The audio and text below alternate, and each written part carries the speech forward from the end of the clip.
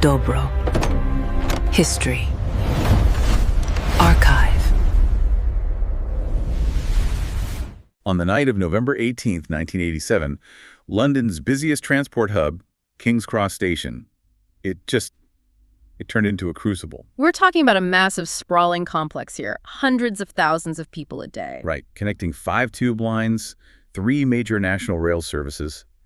And that evening, just as rush hour was sort of dying down, a fire started. A fire that killed 31 people in this sudden, unbelievably violent inferno that just tore through the ticket hall. The cost was it was immediate, laid bare right there in the ash. And in the chaos that followed, the painful process of trying to identify the victims, a strange statistical problem emerged. What was that? Well, 30 victims were eventually given a name. 30 families got that devastating confirmation they needed to begin to grieve. But the math was always off. There were 31 victims in total. Exactly. One man was so badly burned, so completely without any identifying features, nothing, no personal effects, no dental records.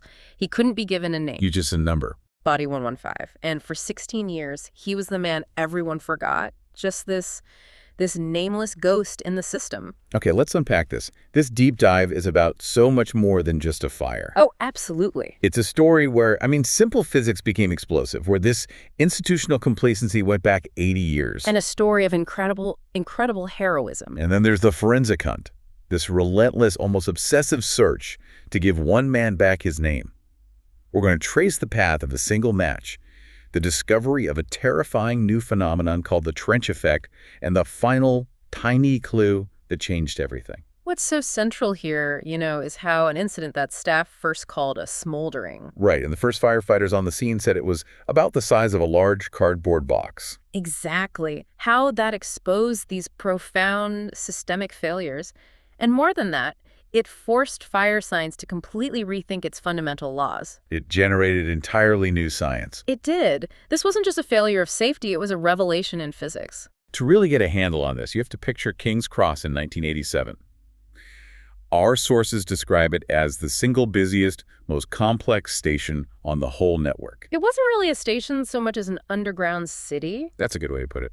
It was this huge, chaotic intersection of 5 different tube lines. The Piccadilly, Northern, Victoria, Circle, Metropolitan, all converging with 3 huge inner-city rail lines. All spread across 5 different underground levels. Even on a good day, it was hard to navigate. Imagine being exhausted after a long day at work. You just want to get out. Okay, so let's zero in on the moment it all starts. It's just after 7:25 p.m. Right, the tail end of the evening rush hour.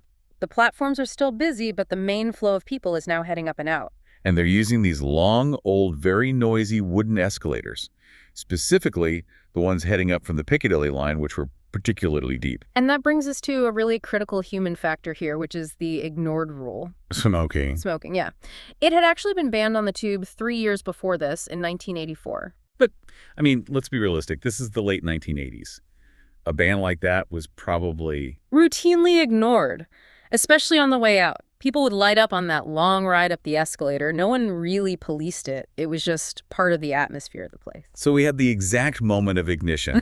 It's almost tragically simple. At 7:25 p.m., some passenger, we'll never know who, lights a cigarette or a pipe and flicks the spent match away. And the match tumbles. It tumbles. And because these were old escalators, there was this small gap, maybe a 1/4 of an inch wide, between the moving steps and the wooden side panel. The skirting board. Exactly. The match, still smoldering, falls right through that gap into the darkness of the machinery below. Straight into what we'll find out was the perfect fuel source. A few minutes go by. It's 7:30 p.m. And now passengers start noticing something's off. A little wisp of smoke.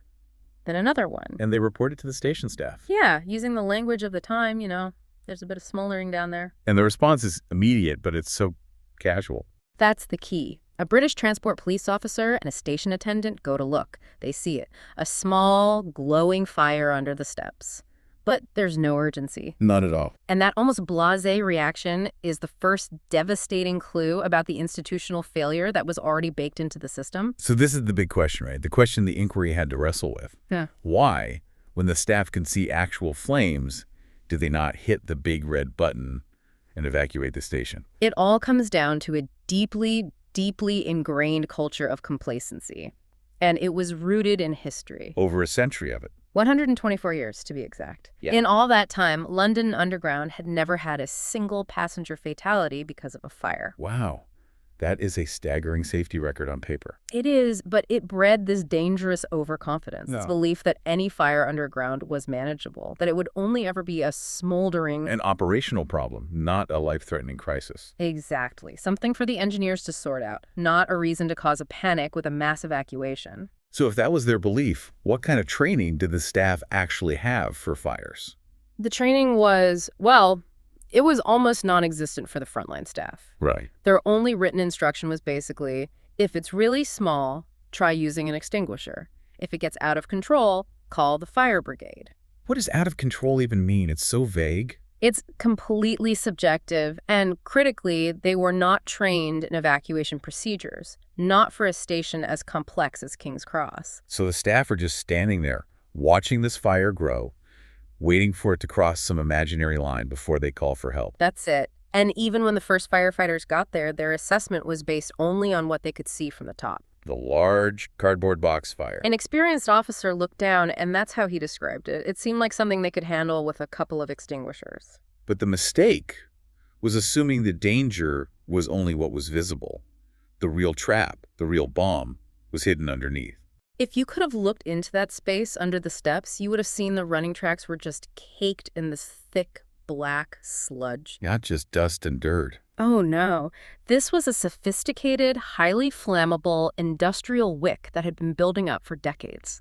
So tell us about this sludge. What made it so incredibly dangerous? It was this horrific mix of combustible materials. You had decades of lubricant grease layered on year after year. Okay. And that grease became, as the investigators said, heavily impregnated with everything that had ever fallen through those cracks. Like what? Fluff from people's coats, old paper tickets, human hair, and this detail is just so grim. The fine, oily fur from rats that live down in the machinery. That is just a biological and petroleum-based bomb just sitting there. Precisely. A solid oil fuel source packed tightly into a wooden trough, running the entire length of the escalator at a 30-degree angle. It was the absolute worst-case scenario. So you have the fuel, this disgusting sludge, but the design of the escalator itself, the wood, the angle, provided the geometry for this disaster. And the really fascinating thing is, this wasn't an unknown danger, not at all. There was a terrifying precedent for this exact thing happening almost a century earlier. You're talking about the Paris Metro fire. Back in 1903, a devastating fire that killed 83 people. Many were trapped because the fire spread so fast through the wooden carriages and the station structures. 83 people. That's nearly 3 times the number who died at King's Cross. And after that 1903 tragedy, the British Board of Trade commissioned a report. They wanted to assess the risks here in the UK. And what did they find? That report made a clear, specific, and absolutely critical recommendation. Wood should be removed from all underground stations. The warning was issued. It was written down officially 84 years before King's Cross. So why, in 1987, were there still hundreds of wooden escalators on the network? And this is where you see the institutional inertia, the catastrophic failure of cost-benefit analysis. The warning wasn't forgotten, it was ignored. It was too expensive to fix. Exactly. Replacing all those massive wooden escalators was a huge, expensive job. And over the decades, management priorities shifted. The acceptable risk of a fire that hadn't killed anyone in 124 years it outweighed the cost of the upgrade. That is the classic corporate trap, isn't it? Prioritizing short-term savings over a low probability, but incredibly high-impact risk. The wooden escalator was a ticking time bomb, kept running for purely budgetary reasons. So let's get back to the timeline. It's 7:36 p.m. The fire brigade is officially called. 8 minutes after the first sighting of smoke, precious time has already been lost. 4 fire trucks are dispatched, so they know it's serious. And we're entering the final minutes before it all goes wrong. At 7:43 p.m., 2 highly experienced fire officers arrive to see it for themselves. Station Officer Colin Townsley and the White Commander's helmet, and Temporary Sub-Officer Roger Bell. And they walk down the escalator right next to the one that's on fire. They do. And even at this late stage, Bell says to Townsley that it's not a big fire at all. Their plan is to hit it hard with a water jet. They think they're fighting a small, contained fire under the steps. But in reality, they're standing on top of a physics experiment that is just seconds away from its lethal conclusion. They had 2 minutes left. So now we get to the central scientific mystery of this whole disaster. How did a fire that looked controllable at 7:43 p.m. become a murderous flashover just 2 minutes later? The devastation just didn't match the source, right? I read the official inquiry lasted 91 days. They brought in all these experts, and they just couldn't agree on how it happened. That's right, because what happened at King's Cross, it defied the conventional rules of fire science. Which are based on convection hot air rises. Exactly. Hot air and flames rise vertically. But this fire spread horizontally and almost instantaneously. The 4 main expert witnesses were baffled. They couldn't replicate it in their labs. So they realized they had to perfectly recreate the environment. They did. They had to build a model. And this led to a really revolutionary experiment. A massive 1/3 scale model of the entire King's Cross escalator shaft. Built at a research facility in Buxton. Yes. They controlled every variable. The wood, the 30-degree incline, the placement of the fuel, everything. And it's in this model that they finally have their breakthrough, they replicate it, and they give it a name that changed fire safety forever. The trench effect. And this is where the physics is just so fascinating. In a normal fire, as you said, heat rises and disperses. But the 30-degree angle of that escalator shaft, combined with its narrow, recessed design, that changed everything. It wasn't just a fire in a room, it was a fire in a channel, a trench. Precisely. The trench itself became the defining factor. It acted like a furnace with a forced draft. The flames couldn't rise. They were forced to lie down and hug the steps. And the metal sides of the escalator? They acted like a gun barrel. They channeled all that heat and all that gas, forcing it to flow upwards along the slope at incredible speed. So a small vertical fire was transformed into a massive horizontal blowtorch. An invisible blowtorch, and that's the key. This channel was funneling superheated gases. We're talking temperatures of maybe 1,000 degrees Celsius, maybe more, up the shaft, far ahead of the visible flames. The flames were still at the bottom, but this wave of invisible heat was rocketing towards the ticket hall. And it wasn't burning anything yet. It was preheating everything in its path. All the wood, the paneling, the handrails. It was raising the temperature of all those materials to their auto-ignition point. The auto-ignition point. Explain that for us. It's the temperature where something combustible just bursts into flame on its own without being touched by an external spark or flame. The ambient heat is enough. So you don't need the fire to creep up step by step. The trench effect was ensuring that all the fuel sources in the upper half of that escalator were reaching this critical temperature at the exact same time. The whole thing was primed to go off at once, like a single giant bomb. And then the system it reached its breaking point. At exactly 7:45 p.m., the flashover happened. This wasn't the fire spreading anymore. No, this was an eruption. The entire upper section of the escalator exploded in heat and flame all at once. The force was described as just terrifying. It was monstrous. The inquiry described a violent, prolonged tongue of fire that shot up the shaft faster than a sprinter, bursting out into the main ticket hall. Which was still full of people. Still full of passengers and staff who hadn't been evacuated. And the heat in that hall, what was the impact? It was instantly catastrophic. The ticket hall became an oven. The heat cracked thick concrete, stripped tiles off the walls. Molten plastic was dripping from the ceiling. Yes, and the firefighters who arrived minutes later said the heat was so intense they had to spray water on each other's backs just to stop their protective gear from melting. That is just an unbelievable image, and the violence of it is captured in one single detail. The clock on the wall.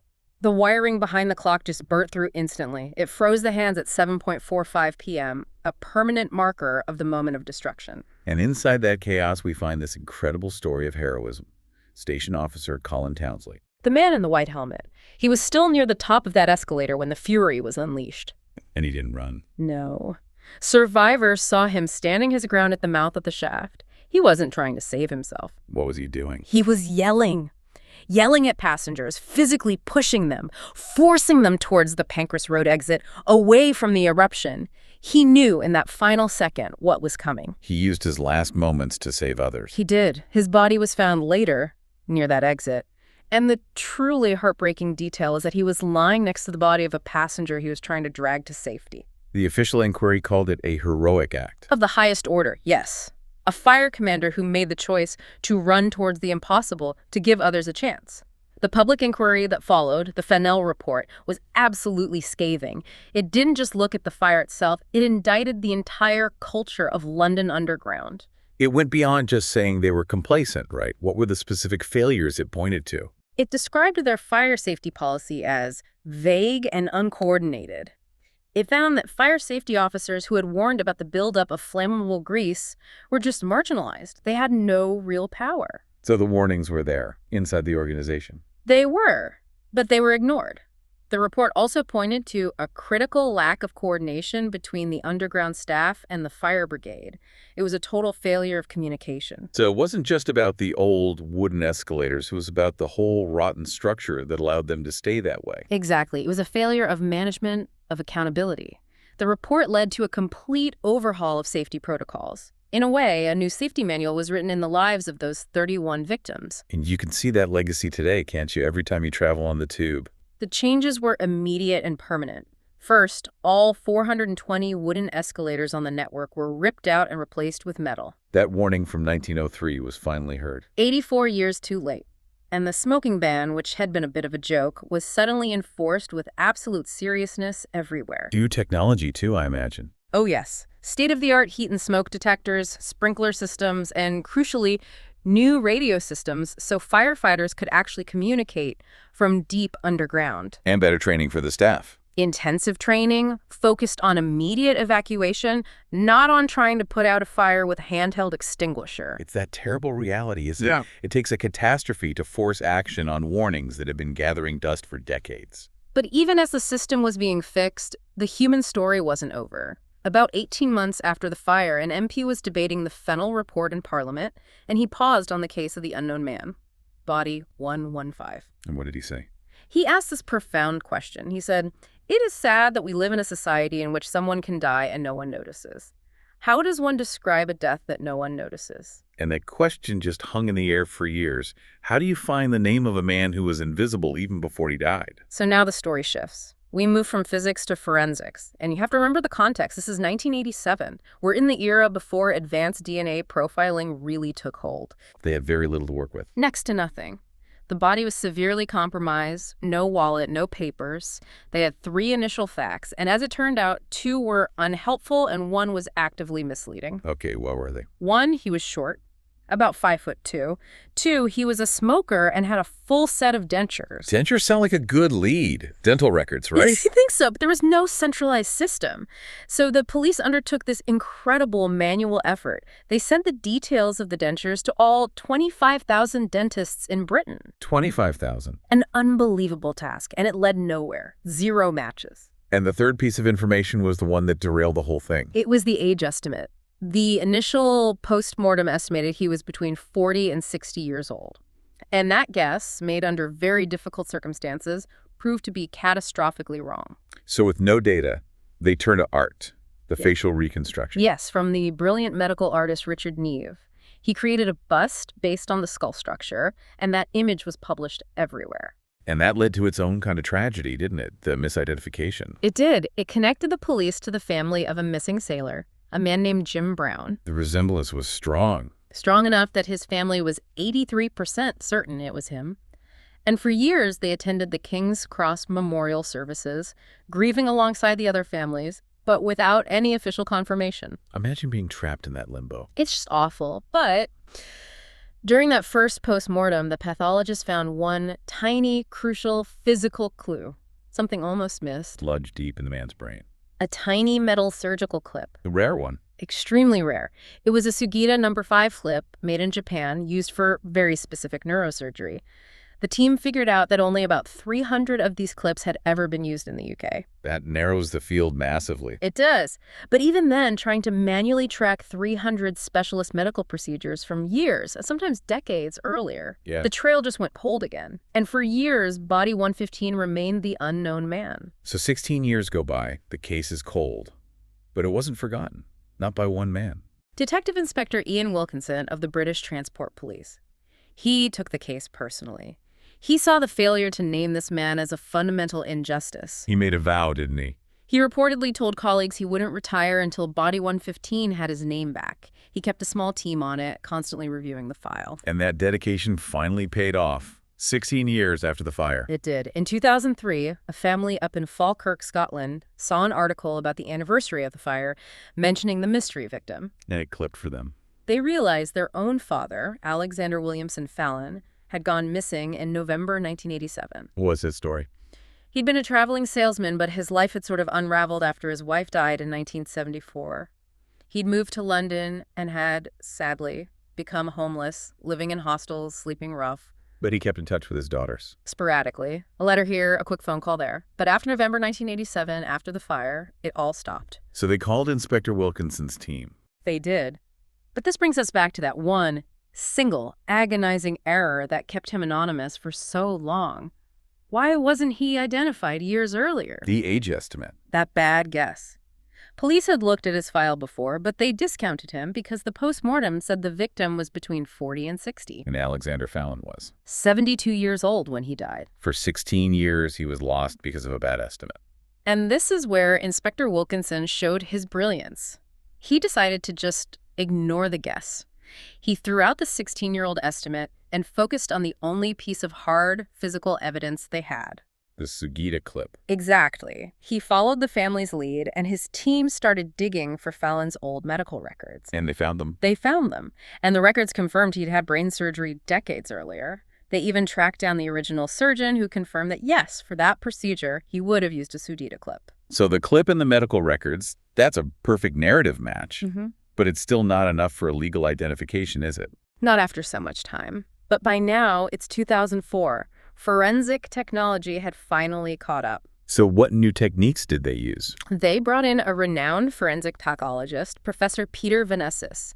He used advanced cranial mapping and superimposition techniques. Comparing old photos of Fallon to the post-mortem photos of the skull. Exactly. And the level of detail they could match was just incredible. First, the scar on the skull from the craniotomy operation. It was a perfect match to the procedure Fallon had. That's undeniable evidence right there. It is. But they went further. They went back to Richard Neve's reconstruction from 16 years earlier.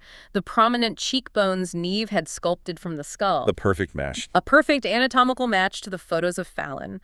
And they even found faint grooves in the bone that corresponded perfectly to his deep laughter lines, the lines running from his nose to his chin. Wow. It's almost poetic that the final proof was literally written in the structure of his face. It is. So on January 22, 2004, 16 years, 2 months, and 4 days after the fire detective Wilkinson fulfilled his vow. Body 115 was officially identified as Alexander Williamson Fallon. For his 4 daughters, that agonizing wait was finally over. They could finally hold a funeral, finally mourn their father properly. And it brought closure for another family, too. Yes. They could definitively tell the family of Jim Brown the sailor that this was not their father. It ended their terrible suspended grief. And on the King's Cross Memorial, the heartbreaking words, "unknown man," were finally replaced with a name. #outro. You know, if you connect all these dots, the King's Cross fire is this perfect, chilling storm. It was created by a new discovery in physics, the trench effect, but it was amplified by decades of human error and historical complacency. But the final mystery, naming Body 115, that was solved by just tenacious police work. It was solved by a detective who chose to ignore the old misleading assumptions, that bad age guess, and focus on the one hard physical fact, that tiny surgical clip. The story of naming Alexander Fallon and the story of Colin Townley's heroism, they remind us that even these huge systemic disasters are, at their heart, built from individual stories. 31 unique lives. And one of those stories took 17 years to get its final sentence. And consider this as you think about this story. That critical warning from 1903, the one about removing wood from the underground, it was buried for 84 years. It was dismissed because it was too expensive. The systemic failure wasn't just in the maintenance, it was in the institutional deafness to history. The cost of that was 31 lives. So think about what other crucial warnings might be buried in old reports right now. Warnings about our infrastructure, our environment. What low probability, high impact risks are we currently dismissing for cost or convenience, just waiting for a new preventable tragedy to prove that the cost of ignoring history is always higher than the cost of fixing the problem?